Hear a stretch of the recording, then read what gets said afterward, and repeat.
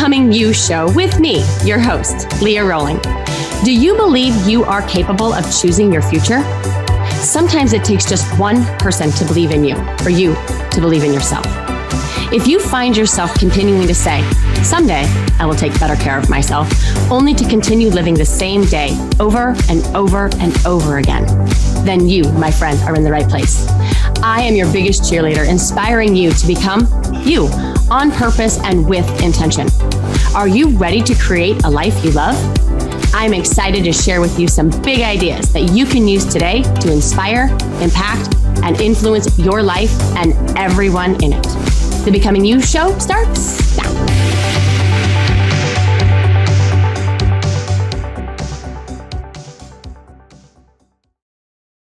Happy Friday, friends. How are you? How was your week? I hope you're just crushing it on this Friday, and I hope you finish it strong so that you can relax this weekend and take it easy and maybe rejuvenate and get some real rest with some good self-care. I'm super excited.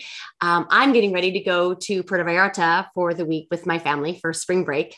It's been crazy weather here in Iowa.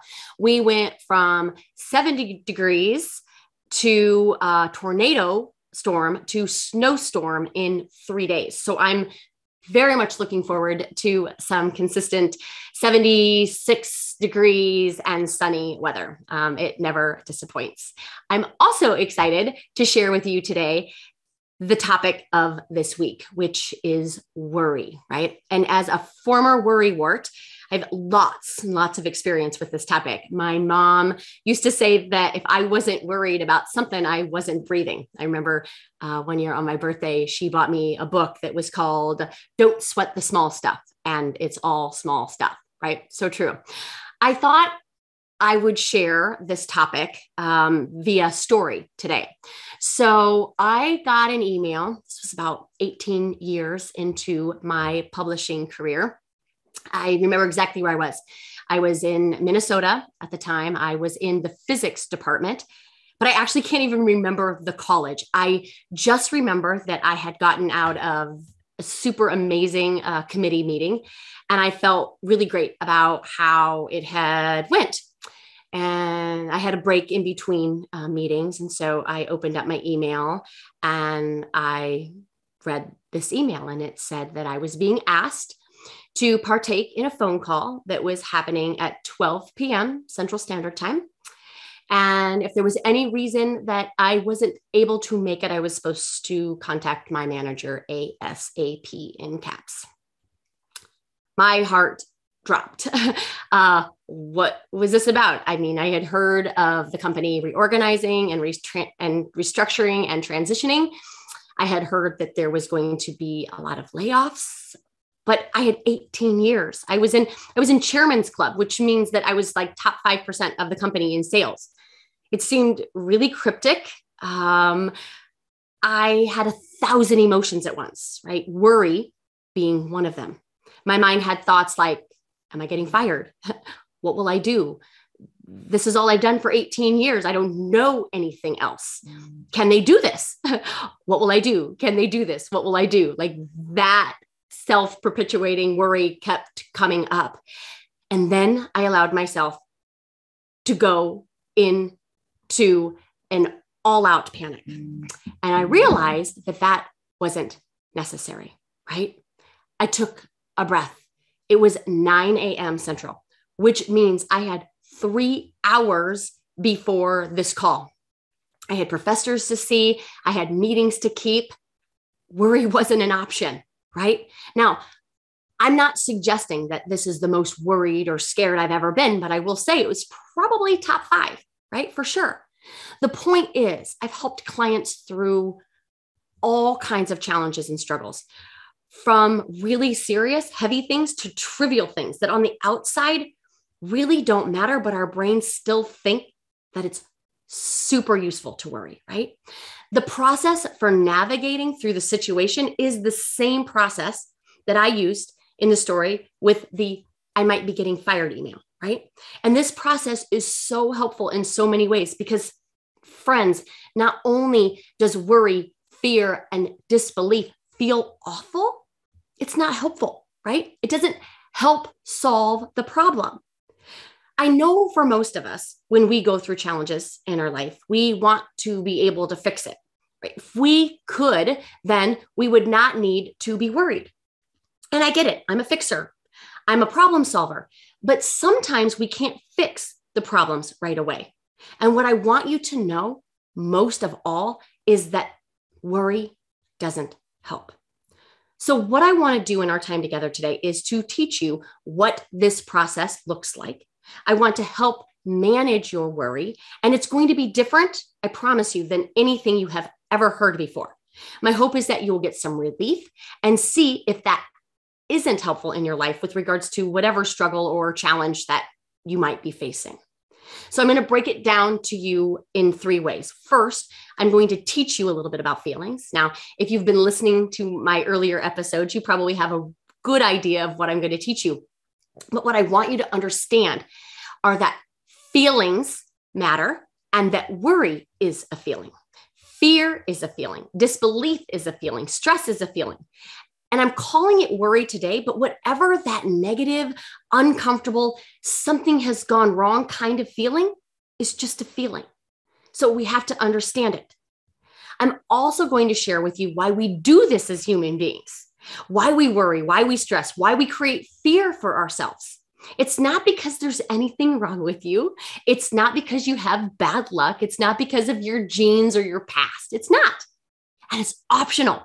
So I'll tell you why we do it if it makes us feel terrible, if it doesn't solve the problem, and it's optional. There is still a very, very, very good reason why. And I'm also going to teach you how to stop worrying. And honestly, if you understand what I'm going to teach you in 1 and 2, number 3 becomes really, really easy. So let's dive in. Understanding feelings. Have you really ever learned about feelings? Have you ever really been taught how to feel or what is an emotion or a feeling exactly? Feelings drive so much of everything we do, yet we don't truly understand what they are for the most part. Think about it. Everything that we do is either to feel a certain way or to not feel a certain way, right? We look to steer ourselves always closer to what feels good and further away from, well, what feels bad. So it's important to understand that navigation system. So what are emotions? Emotions are vibrations in the body, chemical, neurobiological, hormonal effects in our bodies because of what is happening in our brain, because of our thinking. They are not created by things outside of ourselves. I did not feel stressed and anxious and worried because I got an email from corporate demanding my attendance at some meeting. I felt worried because of the thoughts in my head once I made that email mean that I might be getting fired. Prior to that, I wasn't sitting around worried that I might be getting fired. I was in meetings. My worry only came when I had thoughts around the email about my potential firing and what that would mean for my family and my livelihood and the bills and the groceries. And I get it, you guys. It seems subtle, I know, but it isn't. If the reason I am worried and scared is because of an email requesting me to be at a meeting where I might get fired, right? Then I am at the mercy of that email. I'm at the mercy and the agency of the person sending me that email. Similarly, if I am frustrated because my spouse is coming home late, right? Then I'm at the mercy of his agency. If I am frustrated and overwhelmed that my kids continue to not do what I'm asking, then I'm stuck. I'm living at the mercy and the agency of everyone and everything in my life. And I have no idea how to solve for it. I can't solve for anything outside of me. I can't solve for other people's agency. I'm the one creating my worry, my frustration, and my overwhelm. I'm also the one that needs to solve for it. This happens, friends, when we think a thought and then the brain, in coordination with the other things going on biologically and chemically in our bodies, responds accordingly. And that is meant to help us. It's meant to steer us. But sometimes, a lot of times, our brain is misguided. So only sentences or thoughts create feelings. That's the first thing that I want you to know. The second thing that I want you to know about feelings is that feelings are the fuel for what we do. They fuel how we show up in the world. They fuel the way we do what we do. They fuel whether or not we do or say anything at all, or whether we avoid or withdraw or distance ourselves from things. So what I say or don't say, how I say it, whether I add to the solution or I add to the problem, has to do with the feeling driving me. Okay, so feeling is the fuel. And why is this important to know? Well, worry, fear, disbelief is not our best fuel, right? Let's talk about worry. Worry as a fuel will never serve you. It never will. I'll tell you right now, there is never a time when worry will serve you as the most useful fuel. Now, sometimes I know we can use worry to inspire productivity, and I'm all for that. But the worry I'm talking about today is the one that we spin out in, the one that causes us to lose sleep, to ruminate, right? The one that rallies with his friends. And now we're not just worried, we are anxious and depressed and overwhelmed and frustrated. Never has great action been fueled by worry and his friends. Never. And without great action, great results are next to impossible. We do not want worries driving us. We want confidence. We want determination. We want curiosity and compassion and love and trust and faith. We want all of these positive emotions fueling us as much as possible. When we fuel our A line with worry and fear and disbelief, we handcuff our potential to show up and be who we need to be, and not for anyone else's benefit, but for ours. So then if we create it with our thinking and it doesn't feel great and it doesn't create the results in our life, then why worry? I told you we had really, really good reason. Here's two. First, our brains think it's necessary. It seems like the only option. And I promise you, there are lots of other options besides worry. Now, I'm not suggesting you go from worrying that you might get fired to thinking that everything is super, hunky-dory in your life, but there are 1,000 other thoughts in between. Something has gone wrong and everything is awesome.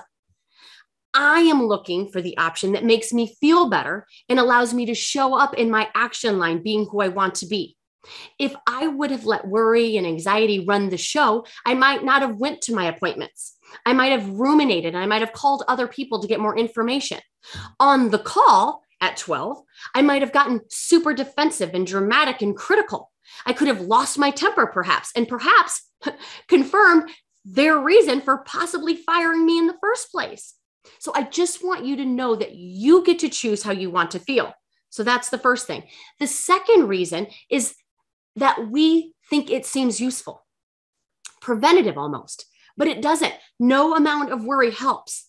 If I chose to worry about the email and the impending call and all that might happen in the moment, then I'm setting myself up for feeling worry twice. First, the moment that the email came in, and possibly again after my worries were substantiated and I became unemployed.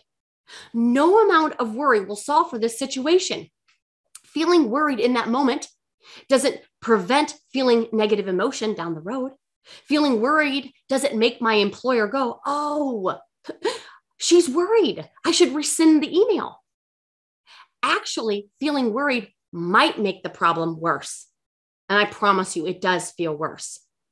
Now, I know that our human tendency is to worry. I'm not telling you that you should never worry. Of course not. I just want you to understand why you worry, thoughts in your brain, and decide on purpose if worry is your best option. It makes so much easier to get out of worry and really any other negative emotion that you're feeling when we know that we're the ones creating it. The third and last thing that I want to teach you is how to stop worrying. As I mentioned at the start, when we understand the truth about worry, right, that worry is an emotion created because of our thoughts in our brain, not an indicator that something has gone terribly, terribly wrong and that you're in some kind of physical danger for the most part, right? It is easier to lighten up your grip We can think about what we're thinking about and determine if this thought is creating the best fuel. We can also question our thought as to whether or not it is useful in this very moment. You see, so much of worry is about a situation that hasn't even happened yet. And if I allow myself to spin in worry that I might get fired, knowing that I would for sure have at least another 3 hours, worry could have quickly turned into panic. If we allow ourselves to spin in this worry about a situation that hasn't even happened yet, we lose access to our best problem-solving capabilities, and we let worry steal our best potential to actually bringing any sort of capability to the situation. I was working with a brand new client recently, and he was considering on whether or not he wanted to take a new position. He was worried that he might have regrets. He was worried that a similar frustrating situations would happen in his new position. He was worried that he might be missing out on even something better than this new position. So let me break these down for you. He was worried that he might have regrets. Friends, regrets are emotions caused by our thinking. In this particular case, he was worried about having regrets about something that hasn't even happened yet. Did you know you could just decide ahead of time that you just weren't going to have any regrets? Did you know that you could just choose that? I'm just going to make this decision and I'm not going to have any regrets. He was also worried that similar frustrating situations would happen in this new position. And I assured him that there would be.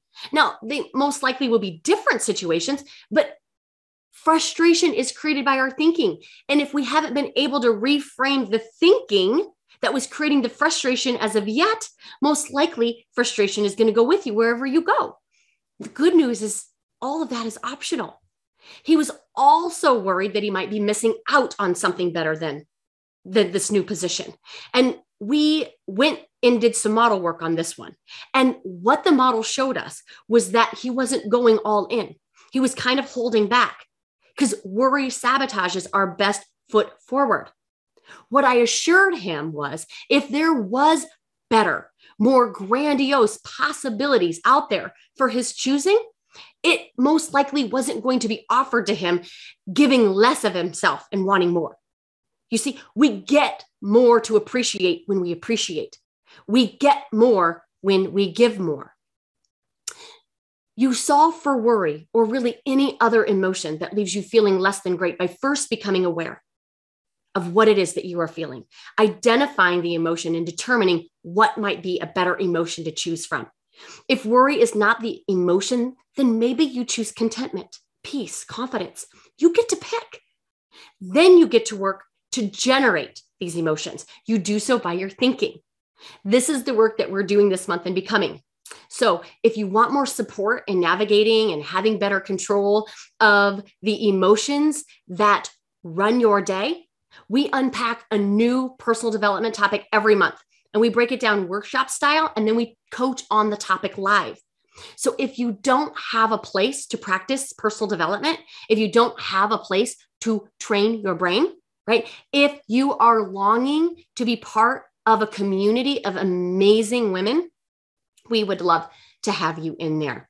So to recap, this is how we solve for worry. First, we recognize that we're the creator of it.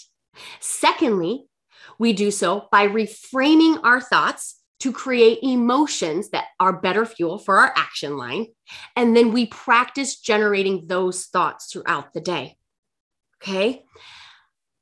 I also want to add in this last step. If your brain is like most people's brain and really does want you to have worry or whatever emotion that you find fuels you every single day, I want you to create a protocol for it.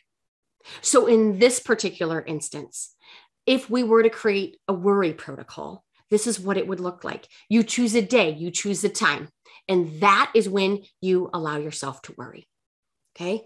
So what this looks like is on Monday, if I'm worrying about what's happening with my kids and whether or not they're on technology too much, or worried about whether or not my husband's going to be grumpy when he gets home, I just get to answer my brain and I just get to say, you know what?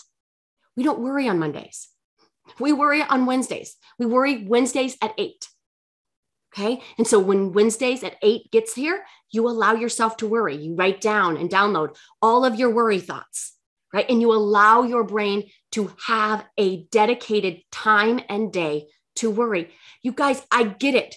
It seems really simple and elementary, but your brain appreciates it. Your brain will be like, oh, okay. All right. I didn't know we had an assigned time to worry, but phew, thank goodness we do, because I just wasn't sure when we worry. And if you worry a lot, you might take 2 days. Maybe you worry on the front end and the back end of the week. Maybe you worry Mondays and Fridays. There's only one caveat, is that if you choose Wednesdays at 8 to worry, okay, and Thursday comes around, and let's just say you didn't have anything to worry about on Wednesday. You don't get to worry on Thursday. You just tell your brain, no, we didn't take advantage of our worry time on Wednesdays. We are going to wait until next week. And again, I know it seems simple, but it works. It's worked for thousands of people. And I know it'll work for you. Okay. So put a protocol in. If you can't reframe your thinking, practicing it, then offer up that emotional protocol. Okay. I want to end by thanking you for kind of giving you this a listen. Thank you for allowing me to share my story with you. I didn't mean to leave you with the cliffhanger, but I finished up my meetings and found a place to have my 12 o'clock call. I dialed in. My manager and someone from HR was on the call. I knew immediately what that meant. There was a very long and silent, awkward pause. They told me that they were eliminating my position. They were not taking questions. Questions were to be run through proper management channels starting the following week on Monday at 8 a.m., 5 days later. They said that they would greatly appreciate me adhering to these guidelines as there were many similar calls to make. And in order to get through all of them, this was the protocol. There were options for restructuring and transitioning people into new roles. But again, nothing was guaranteed. Nothing could be discussed. And as of that moment in time, my employment was over. I allowed myself to be hurt. I allowed myself to be upset. I allowed myself all of the feelings, right? And actually, when you process them, feel them, it doesn't take that long. Certainly, a much better outcome would have been preferred. Or would it?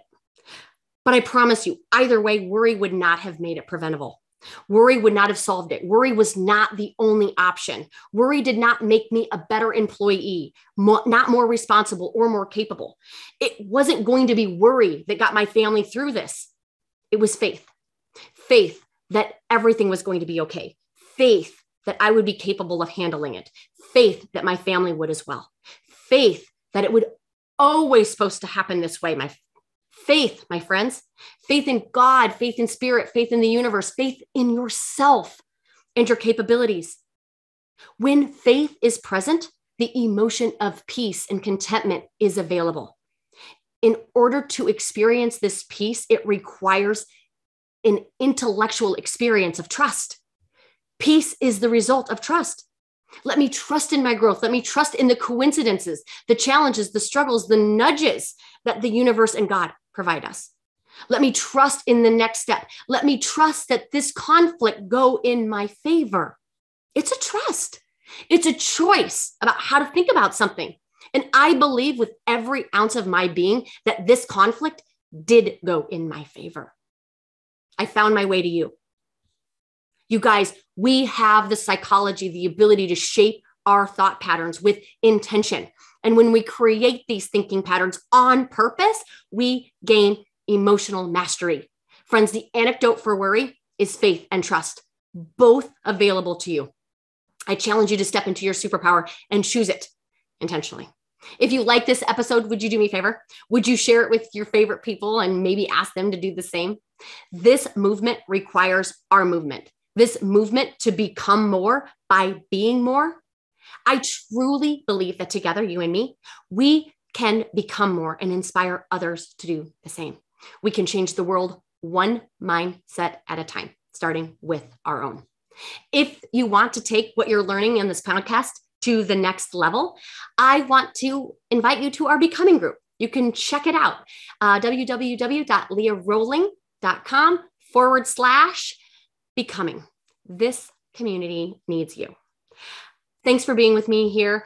Have just an amazing, awesome weekend, everyone. I will bring the sunshine back from Puerto Vallarta, I promise. And I will see you next Friday at the same time, 11 Central.